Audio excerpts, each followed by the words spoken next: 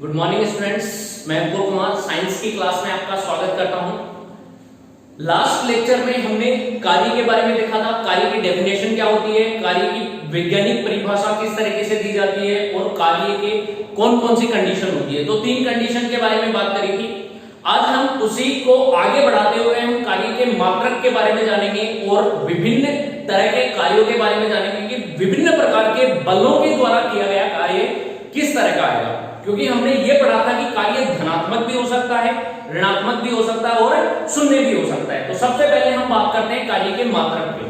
तो सबसे पहले देखो कार्य के मात्रक कौन कौन से किस तरीके से डिफाइन होंगे, इन पे बात करते हैं। कार्य का मात्रक। अब कार्य का मात्रक क्या होता है? सबसे पहली बात तो जब भी मात्रक दिया जाता है वो मूल मात्रक पद्धति में दिया जाता है और मूल मात्रक पद्धति होती है वो MKS होती है या फिर SI मात्रक पद्धति होती है। तो कार्य का जो मात्रक होता है वो जूल होता है। कार्य का जो मात्रक डिफाइन किया गया है, अगर हम देखें कि कार्य बराबर क्या होता है, बल गुणा में विस्थापन, और विस्थापन कौन सी दिशा में होगा, ये बल की दिशा में। तो देखो कार्य को W बराबर F into S ऐसे ही होता है ना।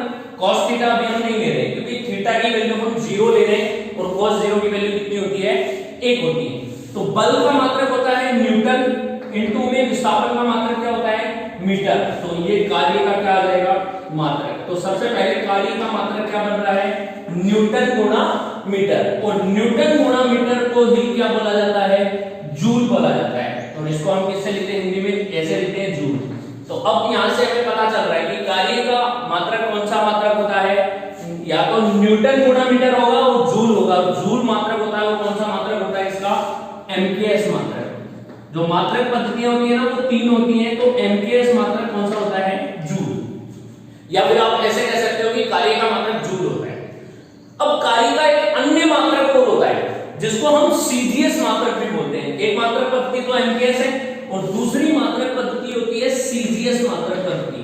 तो जो कार्य का CGS मात्रक होता है ना वो क्या होता है, अर्घ होता है। कार्य का CGS मात्रक क्या होता है, अर्घ। इसको ऐसे लिखते हैं ERG, अर्घ बोलते हैं। अब CGS मात्रक अर्घ है और MKS मात्रक जूल है।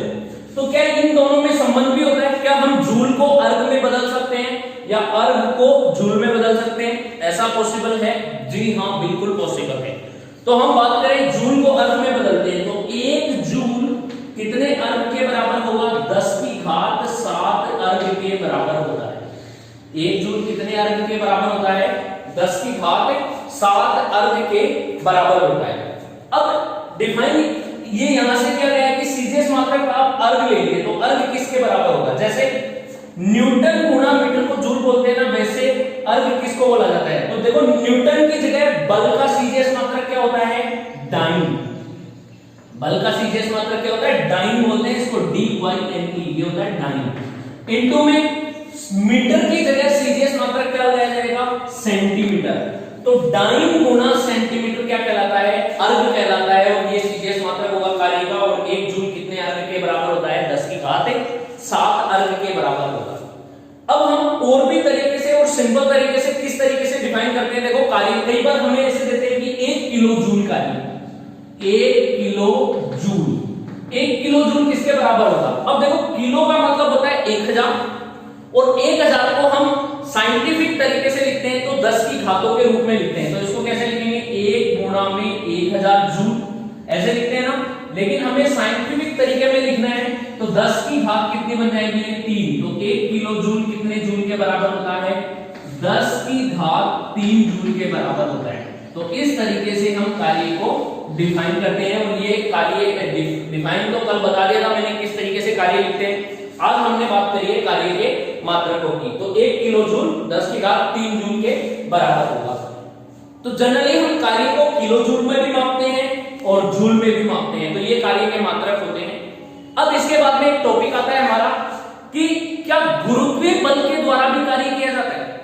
एक तो देखो कौन सा बल है कि क्षैतिज सतह पर कोई वस्तु रखी हुई है उसको धक्का मारकर आगे खिसकाते हैं, तो बल लगाकर विस्थापित करेंगे तो उसके द्वारा कार्य किया जाता है।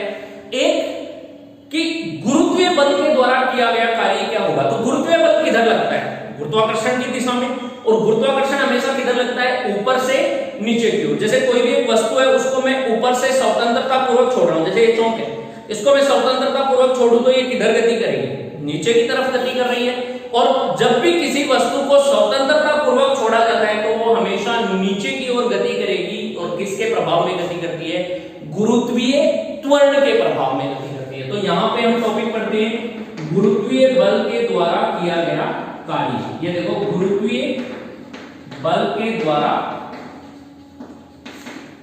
किया गया कार्य।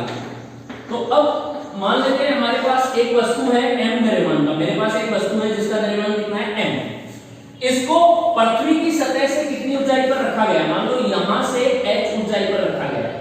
कितनी ऊंचाई है, स्मॉल h। स्मॉल h ऊंचाई पर पृथ्वी की सतह से ऊपर है। अब मैं इस वस्तु को m द्रव्यमान की वस्तु को हल्के से, मतलब धक्का नहीं देना है, आराम से छोड़ रहा हूं स्वतंत्रता पूर्वक, तो क्या ये हवा में रह जाएगी, नहीं, ये नीचे की ओर गति करेगी। और किसके प्रभाव में गति करेगी, गुरुत्वीय त्वरण। तो नीचे की ओर इस पे कौन सा त्वरण लग रहा है, जी लग रहा है, जिसको हम बोलते हैं गुरुत्वीय त्वरण। ठीक है, ये गुरुत्वीय त्वरण के प्रभाव में नीचे की ओर गतिशील होगी। तो अब m द्रव्यमान की वस्तु पर g त्वरण के कारण बल कितना लगेगा। देखो, बल की डेफिनेशन क्या होती है, बल आपने 9th क्लास में पढ़ा है, बल होता है द्रव्यमान गुणा में त्वरण a। तो डेफिनेशन ये पढ़ी है ना, F बराबर ma। अब यहाँ पे जो त्वरण लग रहा है वो a नहीं है, यहाँ पे त्वरण कौन सा है, गुरुत्वीय त्वरण g है। तो a की जगह क्या आ जाएगा, g। इसका मतलब इस वस्तु पर नीचे की ओर एक बल लग रहा है, वो कितना लग रहा है, mg। अब यहां से इस वस्तु को स्वतंत्रता पूर्वक छोड़ेंगे तो नीचे की ओर लगने वाला बल होगा mg। और बल की दिशा में ही क्या होना चाहिए, विस्थापन। तो बल की दिशा में कितनी विस्थापित हो रही है, यहां से लेके यहां तक की कितनी दूरी तय कर रही है, h। तो लगाए गए बल तथा विस्थापन का गुणनफल ही क्या कहलाता है, कार्य। अतः कार्य कितना हो जाएगा, तो कार्य बराबर होगा W बराबर बल गुणा बल की दिशा में विस्थापन। तो बल कितना लग रहा है, mg। तो इस पर नीचे की ओर लगने वाला बल होगा mg गुणा में बल की दिशा में ही विस्थापन होना चाहिए। तो बल की दिशा में ये यहां से चलेगी, नीचे की ओर कितनी दूरी तय करेगी, h दूरी तय करेगी। न्यूनतम दूरी यही तो है विस्थापन, तो ये हो जाएगा h। तो कार्य कितना आ रहा है, W बराबर mgh। ये किसके द्वारा किया गया कार्य है, गुरुत्वीय बल के द्वारा किया गया कार्य। जब हम किसी वस्तु को स्वतंत्रता पूर्वक छोड़ते हैं तो गुरुत्वीय बल के प्रभाव में नीचे की ओर गतिशील होगी और नीचे की ओर बल लगेगा mg। और mg के द्वारा वो h दूरी तय करती है, तो इसके द्वारा किया गया कार्य कितना होगा, mgh। ये हो गया गुरुत्वीय बल के द्वारा किया गया कार्य। इसके बाद में क्षैतिज सतह पर एक बल और लगता है, घर्षण बल। उस घर्षण बल के द्वारा किया गया कार्य भी हम देखेंगे किस तरीके से निकालते हैं। तो नेक्स्ट देखते हैं, अब हम बात करते हैं घर्षण बल के द्वारा किए गए कार्य पर। तो देखो, घर्षण बल के द्वारा कार्य कैसे किया जाएगा, टॉपिक है हमारा घर्षण बल के द्वारा किया गया कार्य। अब हमें यह पता होना चाहिए कि घर्षण बल लगता किधर है, सबसे पहली बात तो ये होनी चाहिए। ठीक है, तो कोई भी वस्तु पर जब हम बल लगाते हैं, मान लो कोई भी वस्तु है वो क्षैतिज धरातल पर रखी हुई है, ये क्षैतिज धरातल पर एक वस्तु रखी हुई है जिसका द्रव्यमान है m।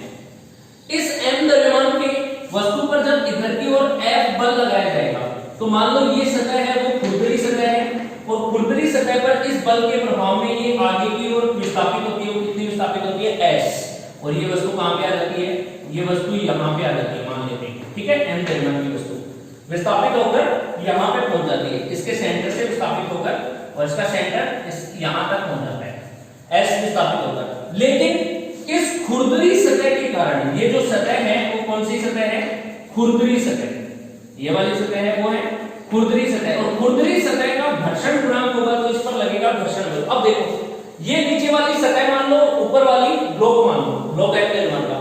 जब m ब्लॉक को हम इधर खींचेंगे, आगे की तरफ गतिशील होगा, तो इसकी सतह पर घर्षण बल किधर लगेगा, पीछे की ओर। तो इसकी सतह पर जो घर्षण बल लगेगा F, वो पीछे की ओर लगता है और सतह के अनुदिश लगता है। ये कौन सा बल है, घर्षण बल। ठीक है, जब किसी वस्तु को खुरदरी सतह पर बल लगाकर विस्थापित किया जाता है तो उस सतह पर आगे की ओर तो आरोपित बल हो गया, और उसकी सतह के अनुदिश आरोपित बल के विपरीत दिशा में घर्षण बल लगता है, क्योंकि घर्षण बल इसकी गति का क्या करेगा, विरोध करेगा। तो किसी वस्तु की गति में उत्पन्न विरोध ही क्या कहलाता है, घर्षण कहलाता है, तो घर्षण बल लग रहा है।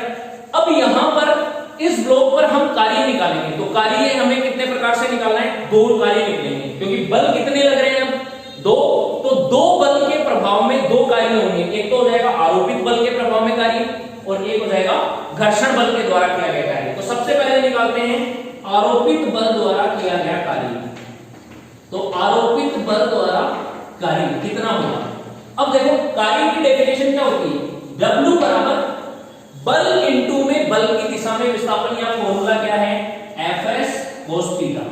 अब देखो इधर बल कितना लग रहा है, F कैपिटल है, विस्थापन कितना हो रहा है S, बल भी इधर लग रहा, विस्थापन भी इधर हो रहा, तो दोनों के मध्य कोण कितना है 0 डिग्री। तो चूंकि थीटा बराबर है 0 डिग्री, तो cos 0 का मान कितना होगा 1, तो किया गया कार्य W बराबर कितना आ जाएगा Fs, किसके द्वारा, आरोपित बल के द्वारा किया गया कार्य। अब इसमें दूसरा बल भी लग रहा है, कौन सा बल लग रहा है, घर्षण बल, तो हम निकालेंगे घर्षण बल के द्वारा किया गया कार्य। तो घर्षण बल द्वारा किया गया कार्य, इस पे बात करते हैं क्या होगा। तो घर्षण बल द्वारा किए गए कार्य देखते हैं, तो W बराबर फॉर्मूला वही है Fs cos थीटा, ठीक है। ये तो हमारा कार्य का फॉर्मूला आया था जो कि हमने पढ़ा था लास्ट लेक्चर में।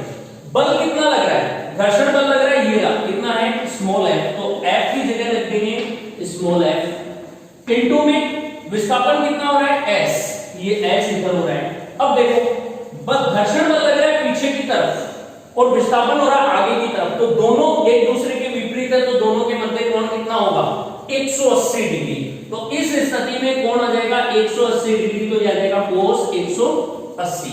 cos 180 का मान कितना होता है -1, कितना होता है -1, तो यहां पर इसकी वैल्यू रख देंगे, तो W बराबर Fs इनटू में -1 कितना आ जाएगा -Fs, तो ये आ जाएगा बल।